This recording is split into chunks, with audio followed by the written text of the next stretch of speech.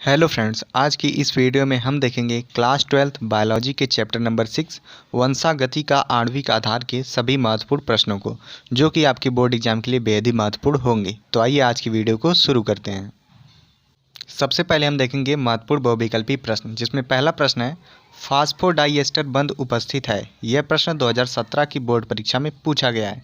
इसके ऑप्शन है एडीपी में, एटीपी में, सीएएमपी में या फिर इनमें से किसी में नहीं। तो फास्फोडाइएस्टर बंध का राइट आंसर होगा इनमें से किसी में नहीं, अर्थात चौथा वाला ऑप्शन सही हो जाएगा। आइए देखते हैं दूसरा बहुविकल्पीय प्रश्न। दूसरा प्रश्न है हरगोविंद खुराना जाने जाते हैं। यह प्रश्न 2015 तथा 2017 की बोर्ड परीक्षा में पूछा गया है। ऑप्शन है इसके प्रोटीन संश्लेषण के लिए, आरएनए संरचना की खोज के लिए, डीएनए संरचना की खोज के लिए या फिर डीएनए लाइगेज एंजाइम की खोज के लिए। तो जिसका राइट आंसर होगा ऑप्शन नंबर फर्स्ट, प्रोटीन संश्लेषण के लिए। आइए देखते हैं क्वेश्चन नंबर थर्ड। तीसरा प्रश्न है डीएनए और आरएनए में समानता है। यह प्रश्न 2017 की बोर्ड परीक्षा में पूछा गया है, जिसके ऑप्शन दिए गए हैं। पहला ऑप्शन है दोनों न्यूक्लियोटाइड की पॉलीमर श्रृंखला है। दूसरा ऑप्शन है दोनों में एक समान शर्करा पाई जाती है। तीसरा ऑप्शन है दोनों में एक समान पायरीमिडाइंस से युक्त होते हैं तथा चौथा ऑप्शन है दोनों इकहरी पॉलीन्यूक्लियोटाइड श्रृंखलाओं के रूप में होते हैं। तो जिसका राइट आंसर होगा ऑप्शन नंबर फर्स्ट, दोनों न्यूक्लियोटाइड्स की पॉलीमर श्रृंखला है, अतः पहला वाला ऑप्शन सही हो जाएगा। आइए देखते हैं नेक्स्ट क्वेश्चन। चौथा प्रश्न है संदेशवाहक आरएनए का निर्माण होता है। यह प्रश्न 2017 की बोर्ड परीक्षा में पूछा गया था, जिसके ऑप्शन दिए गए केंद्रक में, राइबोसोम में, गोल्गी काय में या फिर एंडोप्लाज्मिक रेटिकुलम में। तो संदेशवाहक आरएनए का निर्माण केंद्रक में होता है, अतः का वाला ऑप्शन सही हो जाएगा। अब हम देखेंगे चैप्टर 6 के महत्वपूर्ण अति लघुत्तरीय प्रश्न, जिसमें पहला प्रश्न है आनुवंशिकता के गुणसूत्री सिद्धांत को किसने प्रतिपादित किया। यह प्रश्न 2009 की बोर्ड परीक्षा में पूछा गया है। तो जिसका उत्तर है सटन तथा बावेरी ने 1902 में। आइए देखते हैं अगला प्रश्न। दूसरा प्रश्न है जीन की परिभाषा दीजिए, ये कहाँ पाए जाते हैं। यह प्रश्न 2014 की बोर्ड परीक्षा में पूछा गया है।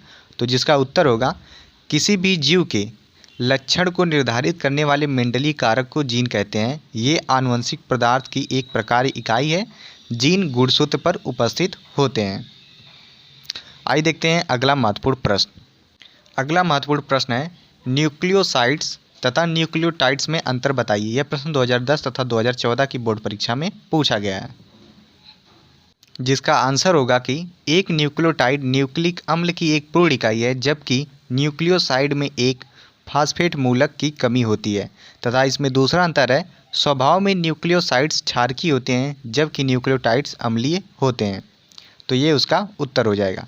आइए देखते हैं अगला महत्वपूर्ण प्रश्न। प्रश्न है न्यूक्लियोटाइड्स में पाई जाने वाली दो शर्कराओं के नाम सूत्र सहित लिखिए। यह प्रश्न 2010 तथा 2011 की बोर्ड परीक्षा में पूछा गया। तो आपको पता है न्यूक्लियोटाइड्स में दो शर्कराएं पाई जाती हैं, राइबोस शर्करा तथा डीऑक्सीराइबोस शर्करा, जिसके सूत्र C5H10O5 तथा डीऑक्सीराइबोस शर्करा का सूत्र C5H10 तथा O4 होता है। इसे आप तैयार कर लेंगे। अगला महत्वपूर्ण प्रश्न है आरएनए तथा डीएनए का पूरा नाम लिखिए। यह प्रश्न 2015 की बोर्ड परीक्षा में पूछा गया है। तो आरएनए का पूरा नाम होता है राइबो न्यूक्लिक एसिड तथा डीएनए का पूरा नाम होता है डीऑक्सीराइबो न्यूक्लिक एसिड। आइए देखते हैं अगला प्रश्न। अगला महत्वपूर्ण प्रश्न है प्रोकैरियोटिक तथा यूकैरियोटिक डीएनए में अंतर बताइए। यह प्रश्न 2012 की बोर्ड परीक्षा में पूछा गया है, जिसका आंसर होगा प्रोकैरियोटिक डीएनए के साथ प्रोटीन जुड़े नहीं रहते हैं, जबकि यूकैरियोटिक डीएनए के साथ हिस्टोन प्रोटीन जुड़े रहते हैं। यही प्रोकैरियोटिक तथा यूकैरियोटिक डीएनए में अंतर है। आइए देखते हैं अगला महत्वपूर्ण प्रश्न। अगला प्रश्न है डीएनए अणु का द्विकुंडलित मॉडल किसने और कब प्रतिपादित किया। यह प्रश्न 2011 की बोर्ड परीक्षा में पूछा गया है। तो जिसका उत्तर होगा डीएनए अणु का द्विकुंडलित मॉडल 1953 में वाटसन, क्रिक, विलियम्स तथा फ्रैंकलिन ने प्रतिपादित किया। इस कार्य के लिए उन्हें 1962 में नोबेल पुरस्कार प्रदान किया गया। इसका आप स्क्रीनशॉट भी ले सकते हैं। आइए देखते हैं अगला महत्वपूर्ण प्रश्न। अगला महत्वपूर्ण प्रश्न है पारक्रमण क्या है। यह प्रश्न 2014 की बोर्ड परीक्षा में पूछा गया। तो जिसका उत्तर होगा पारक्रमण वह प्रक्रिया है जिसके अंतर्गत वायरस के द्वारा डीएनए का स्थानांतरण एक जीवाणु से दूसरे जीवाणु में किया जाता है। तो ये उसका उत्तर हो जाएगा। आइए देखते हैं लघु उत्तरीय महत्वपूर्ण प्रश्न।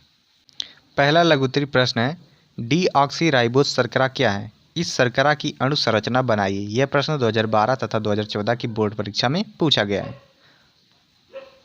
दूसरा महत्वपूर्ण प्रश्न है, डीएनए अणु की संरचना में चारगैफ के नियमों की महत्ता को स्पष्ट कीजिए। यह प्रश्न 2012 की बोर्ड परीक्षा में पूछा गया है, तो आप इस प्रश्न को भी तैयार कर लेंगे। आइए देखते हैं अगला महत्वपूर्ण प्रश्न। तीसरा मोस्ट इंपॉर्टेंट क्वेश्चन है, डीएनए तथा आरएनए में अंतर लिखिए। यह प्रश्न 2009, 10, 11, 12, 13, 14, 15, 16 तथा 2017 की बोर्ड परीक्षा में पूछा गया है। तो यह आपका मोस्ट इंपॉर्टेंट क्वेश्चन है, जिसे आप अच्छी तरह से तैयार कर लेंगे। अगला आपका मोस्ट इंपॉर्टेंट क्वेश्चन है, आरएनए कितने प्रकार के होते हैं? इनके कार्य बताइए। यह प्रश्न 13 तथा 2016 की बोर्ड परीक्षा में पूछा गया है।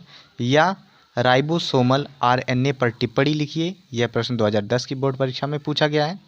या फिर प्रोटीन संश्लेषण में भाग लेने वाले विभिन्न प्रकार के आरएनए अणुओं का वर्णन कीजिए। यह प्रश्न 2012 की बोर्ड परीक्षा में पूछा गया है। अथवा करके प्रश्न है, विभिन्न प्रकार के आरएनए का नाम लिखिए। यह प्रश्न 2014 की बोर्ड परीक्षा में पूछा गया है। आइए देखते हैं नेक्स्ट क्वेश्चन। नेक्स्ट क्वेश्चन है जो कि आपका मोस्ट इंपॉर्टेंट है, आनुवंशिक कोड या जेनेटिक कोड्स क्या है? आनुवंशिक कोड में पाए जाने वाले एक समारंभ व एक समापन कोडान को स्पष्ट कीजिए। 2009, 10, 12 तथा 2016 की बोर्ड परीक्षा में पूछा गया है। या फिर क्वेश्चन है, आनुवंशिक कोड क्या है? इसकी कोई 4 विशेषताएं लिखिए। 2015 तथा 2017 की बोर्ड परीक्षा में पूछा गया है। या करके प्रश्न है, समारंभन कोडान एवं समापन कोडान से आप क्या समझते हैं? 2017 की बोर्ड परीक्षा में पूछा गया है। तो ये आपका मोस्ट इंपॉर्टेंट क्वेश्चन है, आप इसे भी तैयार कर लेंगे। अब हम देखेंगे इस चैप्टर के विस्तृत उत्तरी महत्वपूर्ण प्रश्न, जिसमें पहला प्रश्न है, डीएनए की आणविक संरचना का सचित्र वर्णन कीजिए तथा डीएनए के द्विगुणन में इसका महत्व समझाइए। 2009 तथा 2012 की बोर्ड परीक्षा में पूछा गया है। या करके प्रश्न है, डीएनए की संरचना के वाटसन एवं क्रिक मॉडल को उपर्युक्त चित्र बनाकर समझाइए। यह 2016 तथा 2014 की बोर्ड परीक्षा में पूछा गया है। न्यूक्लिक अम्ल की परिभाषा लिखिए। वाटसन एवं क्रिक द्वारा प्रतिपादित डीएनए मॉडल का संरचना का वर्णन कीजिए। 2014 की बोर्ड परीक्षा में पूछा गया है। यह है, वाटसन एवं क्रिक द्वारा प्रस्तुत डीएनए की रासायनिक संरचना का वर्णन कीजिए तथा इसकी आनुवंशिक पदार्थ के रूप में मान्यता का उल्लेख कीजिए। 2015 तथा 2017 की बोर्ड परीक्षा में पूछा गया है। तो यह इस चैप्टर का सबसे मोस्ट इंपॉर्टेंट क्वेश्चन है, जिसे आप ज़रूर से ज़रूर याद तैयार कर लेंगे।